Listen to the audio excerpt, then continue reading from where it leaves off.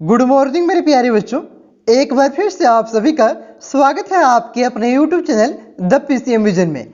आज के इस वीडियो में हम लोग क्लास 12 हिस्ट्री के टॉप 40 एमसीक्यू प्रश्नों को डिस्कस करेंगे बच्चों, जो आपके बोर्ड एग्जाम की दृष्टि से बहुत ही ज्यादा महत्वपूर्ण है। और ये प्रश्न को आप लोग रट्टा मार लीजिए, यहाँ से बहुत सारे प्रश्न आपके बोर्ड एग्जाम में आने वाले हैं। और इन 40 प्रश्नों में सभी चैप्टर के VBI प्रश्नों को शामिल किया गया है बच्चों, जो आपके टर्म 1 के सिलेबस में है।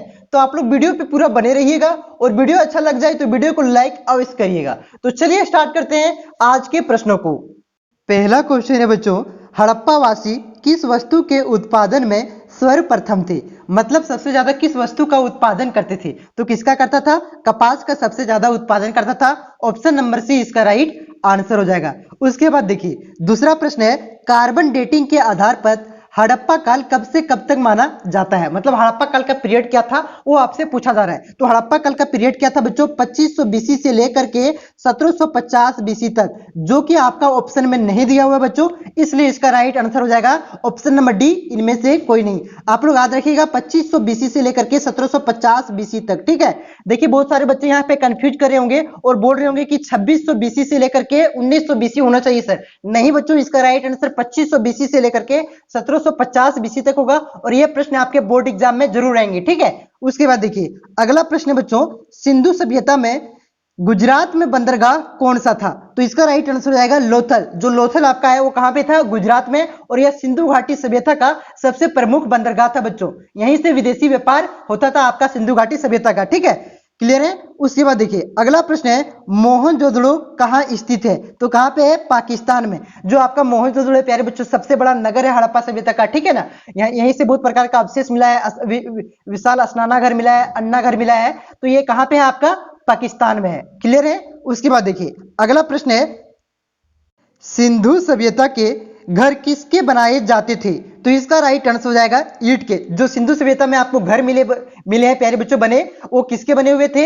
ईंट के बने थे। सोचिए कितना विकसित था आपका सिंधु सभ्यता। और अभी के जो घर बने हुए हैं, अभी भी आप लोग देख सकते हैं गांव में मिट्टी का घर बना हुआ है। तो देखिए कितना विकसित था। अगर वो सिंधु सभ्यता आपका उसका पतन नहीं होता, उसका अंत नहीं होता बच्चों, तो अभी तक दुनिया कहां से कहां तक पहुंच जाती। सोचिए आज से अभी 2000 ईस्वी चल रहा है, ईस्वी, और वो 2000 BC में था, यानी कि 4000 का साल पहले, 4000 साल पहले कितना मतलब वो विकसित कर चुका था आपका हड़प्पा सभ्यता, सिंधु घाटी सभ्यता। अगर उसका अंत नहीं होता तो अभी हमारा भारत कितना आगे होता, क्योंकि आपका जो सिंधु घाटी सभ्यता, पहले भारत और पाकिस्तान तो सेम था बच्चों, आपका अखंड भारत था ना, तो अभी कितना आगे भारत पहुंच सकता था यदि उसका अगर अंत नहीं होता। क्या पहले से हमारा भारत बहुत आगे था? पहले से आप लोगों ने चंद्रगुप्त मौर्य का पढ़ा होगा, बिहार तो और खास करके आगे था क्या। उसके बाद देखिए ज्यादा डिस्कस नहीं करेंगे, इंपॉर्टेंट प्रश्नों पर चलते हैं। उसके बाद छठा प्रश्न है बच्चों, सुमेर से प्राप्त अभिलेख के अनुसार नाविकों का देश किसे कहा गया है? तो किसे? मेलुहा को कहा गया है। ऑप्शन नंबर सी इसका राइट आंसर हो जाएगा। उसके बाद देखिए अगला प्रश्न है 7 नंबर का आपका, हड़प्पा सभ्यता की सबसे विशिष्ट पुरा वस्तु क्या है? तो इसका राइट आंसर हो जाएगा मुहर। क्या है प्यारे बच्चों? मुहर आपका सबसे विशिष्ट पुरा वस्तु है। उसके बाद देखिए अगला प्रश्न है, शक संवत का आरंभ किसने किया था? तो किसने किया था बच्चों? कनिष्क ने। ऑप्शन नंबर ये इसका राइट आंसर हो जाएगा। अगर विक्रम संवत पूछा जाए तो क्या इसका राइट आंसर हो जाएगा? आप लोग कमेंट करके जरूर बताइएगा बच्चों कि विक्रम संवत का आरंभ किसने किया था। उसके बाद देखिए अगला प्रश्न है, निम्नलिखित में से भूमि अनुदान की प्रथा किसने आरंभ किया था? मतलब भूमि जो दान दिया जाता है, अनुदान दिया जाता है, कुछ काम के बदले भूमि दे दिया जाता था बच्चों, वो किसने प्रारंभ किया था वो आपसे पूछा जा रहा है। तो किसने किया था? सातवाहन ने। ऑप्शन नंबर बी इसका राइट आंसर हो जाएगा, ठीक है। लेकिन सबसे ज्यादा भूमि अनुदान किसके काल में हुआ था? गुप्त काल में हुआ था। अगर आपसे पूछा जाए कि सबसे ज्यादा भूमि अनुदान किस काल में हुआ था, तो गुप्त काल में हुआ था बच्चों। लेकिन शुरुआत किसने किया था? सातवाहन ने। और वही सातवाहन है जिन्होंने शीशे के सिक्का को जारी किया था। किसने किया था? सातवाहन ने ही सिक्के के शीशे को जारी किया था बच्चों, ठीक है। ये प्रश्न आपके बोर्ड एग्जाम में आ सकते हैं कि शीशे के सिक्के को किसने जारी किया था? तो सातवाहन ने जारी किया था। उसके बाद देखिए अगला प्रश्न है बच्चों, अरबों ने सिंध पर कब विजय प्राप्त किया था? तो कब किया था बच्चों? 712 ईस्वी में विजय प्राप्त किया था। ऑप्शन नंबर ये इसका राइट आंसर हो जाएगा। उसके बाद देखिए 11 नंबर का प्रश्न है, हैनसांग किसके दरबार में भारत आया था? देखिए बच्चों चीन से आपका दो यात्री आया था, एक था फाहियान और एक था आपका हैनसांग। तो हैनसांग किसके दरबार में आया था? हर्षवर्धन के दरबार में। आप लोग इस प्रकार से आप लोग याद रख सकते हैं कि ह से हैनसांग और ह से हर्षवर्धन, ठीक है। बहुत सारे बच्चे कंफ्यूज कर जाते हैं कि फाहियान हर्षवर्धन के दरबार में आया था कि हैनसांग आया था। तो फाइहैन किसके दरबार में आया था? चंद्रगुप्त द्वितीय यानी कि विक्रमादित्य के दरबार में आया था, और हैनसांग आपका हर्षवर्धन के दरबार में आया था। ठीक है ना, ये दोनों में से कोई एक प्रश्न आपके बोर्ड एग्जाम में पक्का आएगा। उसके बाद देखिए अगला प्रश्न है, चंद्रगुप्त द्वितीय की पुत्री प्रभावती का विवाह किस वंश के राजा के साथ हुआ था? तो इसका राइट आंसर हो जाएगा वाकाटक। ऑप्शन नंबर डी इसका राइट आंसर हो जाएगा कि चंद्रगुप्त द्वितीय की पुत्री प्रभावती का विवाह वाकाटक के राजा के साथ हुआ था। ऑप्शन नंबर डी इसका राइट आंसर हो जाएगा। उसके बाद देखिए अगला प्रश्न है, प्राचीन काल में सुदर्शन झील किस राज्य में था? तो किस राज्य में था? गुजरात में। ऑप्शन नंबर ए इसका राइट आंसर हो जाएगा। उसके बाद देखिए अगला प्रश्न है बच्चों, माहिष्मती किस महाजनपद की राजधानी थी? तो किसका था बच्चों? अवंती का। ऑप्शन नंबर बी इसका राइट आंसर हो जाएगा। उसके बाद देखिए 15 नंबर का प्रश्न है, धम्म का सिद्धांत किस शासक के द्वारा दिया गया था? तो किसके द्वारा? अशोक के द्वारा। देखिए धम्म का सिद्धांत कब दिया गया? जब इन्होंने कलिंग का युद्ध किया और ढेर आदमी को कूट लिया, मतलब ढेर आदमी को काटा, तो बहुत आदमी का मौत हुआ था। उस समय जानते हैं कलिंग युद्ध हुआ था कहा जाता है। तो उसके बाद उन्होंने धम्म का सिद्धांत दिया था। ठीक है, कि अब इतना मार्केट अब नहीं चलेगा। ऑप्शन नंबर बी इसका राइट आंसर हो जाएगा अशोक। उसके बाद देखिए अगला प्रश्न है, 5वीं शताब्दी में निर्मित देवगढ़ की मंदिर में किसकी मूर्ति है? तो किसका है? विष्णु का मूर्ति है बच्चों। ऑप्शन नंबर बी इसका राइट आंसर हो जाएगा। ठीक है, आपसे यह भी प्रश्न आ सकता है कि देवगढ़ की मूर्ति की कब निर्माण किया गया था? तो 5वीं शताब्दी में इसका निर्माण किया गया था बच्चों। उसके बाद देखिए 17 नंबर का आपका प्रश्न है, थेरवाद किस धर्म से संबंधित है? तो इसका राइट आंसर हो जाएगा बौद्ध धर्म। ऑप्शन नंबर बी इसका राइट आंसर हो जाएगा। उसके बाद देखिए 18 नंबर का प्रश्न है, भिल्सा टेप्स के लेखक कौन है? तो अलेक्जेंडर कनिंघम भिल्सा टेप्स के लेखक हैं। ऑप्शन नंबर ए इसका राइट आंसर हो जाएगा। और भारतीय पुरातत्ववाद का जनक किसे कहा जाता है? अलेक्जेंडर कनिंघम को ही कहा जाता है बच्चों। ठीक है, उसके बाद देखिए अगला प्रश्न है, बिहार का संबंध किस धर्म से है? यहाँ पे धर्म दिया हुआ है, तो किस धर्म से बिहार का संबंध है बच्चों? बौद्ध धर्म से। ठीक है ना, ये बिहार आप लोगों ने सुना होगा। उसके बाद देखिए अगला प्रश्न है, जैसा कि आप सबों ने सुना होगा बौद्ध विहार इसी प्रकार से। ठीक है, तो इसका ऑप्शन नंबर बी इसका राइट आंसर हो जाएगा। अब आते हैं अगला प्रश्न पर। जे देखिए 20 नंबर का प्रश्न है, कैलाशनाथ मंदिर येलोरा भारत के किस राज्य में स्थित है? तो महाराष्ट्र में। महाराष्ट्र में कहां पे है बच्चों? औरंगाबाद में। ठीक है, ऑप्शन नंबर ए इसका राइट आंसर हो जाएगा। अगर आपसे पूछा जाए कहां पे है तो औरंगाबाद। उसके बाद देखिए अगला प्रश्न है, मौर्य काल में सीता का क्या तात्पर्य था? तो क्या था बच्चों? एक राजकीय भूमि से प्राप्त आय को क्या कहा जाता था? सीता कहा जाता था मौर्य काल में। ऑप्शन नंबर सी इसका राइट आंसर हो जाएगा। उसके बाद देखिए अगला प्रश्न है, सूफी आंदोलन मूलतः कहां से प्रारंभ हुआ था? कहां से? पर्सिया से। Option number D. Option number D इसका राइट आंसर हो जाएगा। अगर आपसे ये है सूफी आंदोलन। ठीक है, अगर आपसे पूछा जाए कि भक्ति आंदोलन कहां से प्रारंभ हुआ था, तो भक्ति आंदोलन कहां से हुआ था? दक्षिण भारत से। और दक्षिण भारत से उसे उत्तर भारत में लाने वाला कौन था? रामानंद। और नाम रामानंद का गुरु कौन था? ज्यादा बता रहे क्या? थोड़ी उतना आदमी कि रामानंद का गुरु कौन था? रामानुजमाचार्य। ठीक है, देखिए फिर से एक बार याद कीजिए, दक्षिण भारत से शुरुआत हुआ था भक्ति आंदोलन का। ठीक है, और भक्ति आंदोलन को दक्षिण भारत से उत्तर भारत की ओर कौन लेकर के आए थे? रामानंद। रामानंद के गुरु का नाम क्या था? रामानुजमाचार्य। ठीक है, उसके बाद देखिए अगला प्रश्न है, शंकराचार्य का मत निम्न में से कौन सा था? तो अद्वैतवाद शंकराचार्य का मत था बच्चों। उसके बाद देखिए 24 नंबर का प्रश्न है कि सूफी संत ने कहा था दिल्ली अभी अभी दूर है? तो किसने कहा था? निजामुद्दीन औलिया ने। किसने? निजामुद्दीन औलिया ने कहा था दिल्ली अभी दूर है बच्चों। और एक प्रश्न मैंने पिछला जो क्वेश्चन करवाया था उसमें छोड़ा नहीं था, पूछा था कि निजामुद्दीन औलिया की दरगाह कहां पे है? तो कहां पे है बच्चों? दिल्ली में। बहुत सारे बच्चे कंफ्यूज करके बोल रहे थे कि अजमेर में है। ठीक है, अजमेर में आपका शेख मुजाद्दीन चिश्ती की दरगाह है बच्चों। मैं इसलिए प्रश्न को छोड़ा तक ताकि देखते हैं कितना बच्चे सही जवाब दे पाते हैं, कंफ्यूजन कौन नहीं करते हैं। ठीक है, तो निजामुद्दीन औलिया की दरगाह कहां पे है?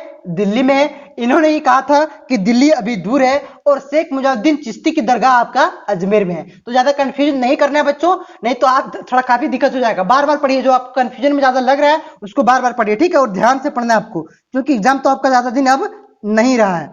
उसके बाद देखिए 25 नंबर का प्रश्न है, पाहन पूजे हरि मिले किसका काव्य पंक्ति है बच्चों? तो किसका है? कबीर का। आप लोगों ने सुना होगा, पाहन पूजे तो हरि मिले, मैं पूजू पहाड़। ठीक है ना, ये तो सुना होगा। तो ये किसका काव्य है बच्चों? किसका पंक्ति है? कबीर का है। उसके बाद देखिए अगला प्रश्न है, निम्न में से महाराष्ट्र के संत कौन थे? तो तुकाराम भी आपका महाराष्ट्र का था, रामदास भी आपका महाराष्ट्र का था, ज्ञानेश्वर भी आपका महाराष्ट्र का था। तो इसका राइट आंसर हो जाएगा ऑप्शन नंबर डी, इनमें से सभी। ठीक है, उसके बाद देखिए अगला प्रश्न है, भक्ति आंदोलन को दक्षिण भारत से उत्तर भारत लाने वाले संत कौन थे? तो अभी कुछ देर पहले आपको मैंने बताया कि रामानंद ने ही दक्षिण भारत से उत्तर भारत भक्ति आंदोलन को लेकर के आया था। तो ऑप्शन नंबर डी इसका राइट आंसर हो जाएगा, रामानंद। ठीक है, उसके बाद देखिए अगला प्रश्न है, कृष्णदेव राय के दरबार में तेनालीराम किस पद पर था बच्चों? तो किस पद पर था? कवि के पद पर। ऑप्शन नंबर बी इसका राइट आंसर हो जाएगा, कवि के पद पर था बच्चों। ठीक है, तो इसका हाय से कवि के पद पर था। उसके बाद देखिए अगला प्रश्न है, अमरम का क्या अर्थ है? तो अमरम का क्या अर्थ होता है? जागीर। ऑप्शन नंबर डी इसका राइट आंसर हो जाएगा। 30 नंबर का प्रश्न है बच्चों, इनमें से किसे आंध्र भोज कहा जाता है? तो किसे कहा जाता है बच्चों? कृष्णदेव राय को आंध्र भोज कहा जाता है। ऑप्शन नंबर डी इसका राइट आंसर हो जाएगा। उसके बाद देखिए अगला प्रश्न है, विजयनगर किस नदी के तट पर स्थित है? तो किस नदी के तट पर है? तुंगभद्रा नदी। ऑप्शन नंबर ए इसका राइट आंसर हो जाएगा। उसके बाद देखिए अगला प्रश्न है, विजयनगर के महान साम्राज्य के अवशेष कहां पाए जाते हैं? तो कहां पे? हम्पी में पाए जाते हैं। ऑप्शन नंबर सी इसका राइट आंसर हो जाएगा। उसके बाद देखिए 33 नंबर का प्रश्न है, विजयनगर का राज्य का प्रथम राजवंश कौन था? वो प्रथम राजवंश कौन था बच्चों जिन्होंने विजयनगर साम्राज्य में राज किया था? तो वो था आपका संगम वंश। ऑप्शन नंबर सी इसका राइट आंसर हो जाएगा। और आपसे ये प्रश्न पूछा जा सकता है कि विजयनगर साम्राज्य का सबसे योग्य शासक कौन था? आपका कृष्णदेव राय था। तो कृष्णदेव राय आपका कौन से वंश का था? तो कौन से वंश का था? तुलु वंश। तब इसका राइट आंसर क्या हो जाएगा? तुलु वंश। कृष्णदेव राय के कौन से वंश का था? तुलु वंश से। ठीक है ना। और पहला वंश कौन था जो जिन्होंने राज किया था? संगम वंश। ठीक है, उसके बाद देखिए अगला प्रश्न है, तंबाकू का सेवन सर्वप्रथम किस मुगल सम्राट ने किया था? तो किसने किया था बच्चों? अकबर ने। सेवन सबसे पहले अकबर ने किया था, लेकिन बैन किसने किया था? कमेंट करके आप लोग बताइएगा। ठीक है, यहाँ पे ऑप्शन में भी आपका दिया हुआ है कि बैन किसने किया था। ठीक है, कमेंट करके आप लोग बताइएगा कि तंबाकू पर बैन किसने लगाया था। अब सेवन तो अकबर ने किया था। उसके बाद देखिए अगला प्रश्न है, सैनिकों द्वारा लूटा गया युद्ध की संपत्ति का 1/5वां भाग राज्य को जो प्राप्त होता था उसे किस नाम से जाना जाता था? तो कितना भाग प्राप्त होता था राज्य को? 1/5 भाग। इसे भी आप लोग याद रखिएगा। ठीक है ना। तो उसे क्या कहा करके जाना जाता था? खम्स नाम से जाना जाता था। उसके बाद देखिए 36 नंबर का प्रश्न है, विभिन्न विद्याओं के विशेषज्ञ नवरत्न किनके दरबार में था? तो किनके दरबार में था?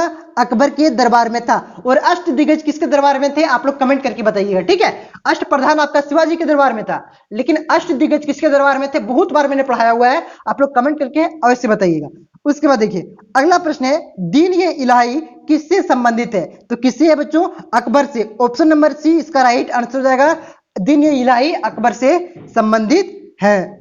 उसके बाद देखिए मुगल चित्रकला किसके समय चरमोत्कर्ष पर था? मतलब सबसे हाई पर था बच्चों। तो किसके समय? जहांगीर के समय। ठीक है, जहांगीर के समय आपका चरमोत्कर्ष यानी कि सबसे हाई पर था बच्चों। ऑप्शन नंबर सी इसका राइट आंसर हो जाएगा।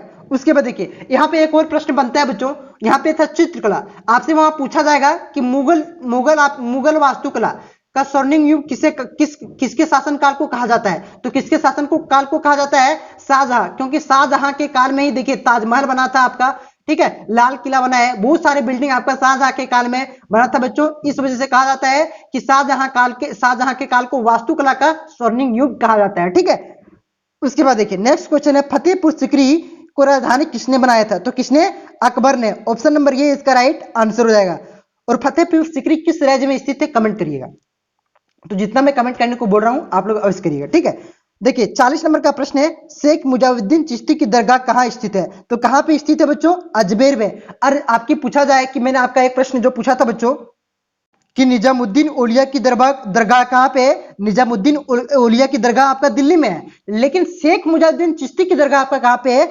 अजमेर में। कंफ्यूजन नहीं करना है, समझ रहे बात को। ठीक है, तो शेख मुजाहिद्दीन चिश्ती की दरगाह कहां पे है? अजमेर में। और निजामुद्दीन औलिया की दरगाह कहां पे है बच्चों? दिल्ली में। ठीक है बच्चों, तो यहाँ पे मैंने 40 इंपॉर्टेंट क्वेश्चन को आप लोगों को बताया। तो इस क्वेश्चन को अगर इनमें से कोई भी छूट रहा है तो आपको उसको रटिए, क्योंकि बहुत ही ज्यादा वीवीआई क्वेश्चन को मैंने लाया है। और इसी प्रकार से आपका 2 नंबर का क्वेश्चन को भी मैंने, जो 2 नंबर का सब्जेक्टिव का क्वेश्चन आया है आता है उसका भी मैंने यहाँ पे VVI क्वेश्चन को करवाया हुआ है, जिसका लिंक डिस्क्रिप्शन में दिया हुआ है और वहां पे लिखा हुआ होगा आपका कि हिस्ट्री इंपॉर्टेंट क्वेश्चन, उस लिंक पे आप लोग क्लिक कीजिए, जितना भी इंपॉर्टेंट क्वेश्चन है उसका वीडियो बनाए हुए हैं, सारा वहां पे आपका पड़ जाएगा, ठीक है ना। और आप लोग एक चैनल को फॉलो कीजिए, एक चैनल को फॉलो करने से क्या होता है, उस चैनल का मास्टर अगर पढ़ा रहा है बच्चों तो अपने अनुसार वो पढ़ाता है कि हाँ ये मैंने करवा दिया है, अब बच्चों को ये करवाएंगे और उसी के अनुसार बच्चे एग्जाम में बेहतर करेंगे। अगर यहाँ वहां नाच नाच के पढ़िएगा, एक वहां से पढ़ लेंगे, एक यहाँ से पढ़ लेंगे, तो दिक्कत क्या होगा, जो मेन पॉइंट छूट जाएगा, आपका मेन पॉइंट छूट जाएगा बच्चों, ठीक है। इस वजह से एक चैनल से पढ़िए और जो मैं करवा रहा हूं उसी के अनुसार आप लोग करिए बच्चों। आपका बोर्ड में आप 40 में, ऑब्जेक्टिव में 40 में 40 ले आएंगे और सब्जेक्टिव में आप लोग मॉडल पेपर से कीजिए। अभी तक मैंने जितना भी मॉडल पेपर का जितना भी पेपर हुआ आपका 2-3 हिंदी इंग्लिश का हुआ ना कोर इलेक्टिव का, इसका मैंने एनालिसिस किया तो बच्चों तो पता चलता है कि टर्म टू का लगभग 80% बच्चों आपका मॉडल पेपर से रह रहा है। तो टर्म टू का आप लोग मॉडल पेपर बार बार रिवीजन कीजिए, ठीक है, उसका भी लिंक डिस्क्रिप्शन में दिया हुआ है। तो मिलते हैं नेक्स्ट वीडियो में बच्चों, आज के लिए बस इतना ही।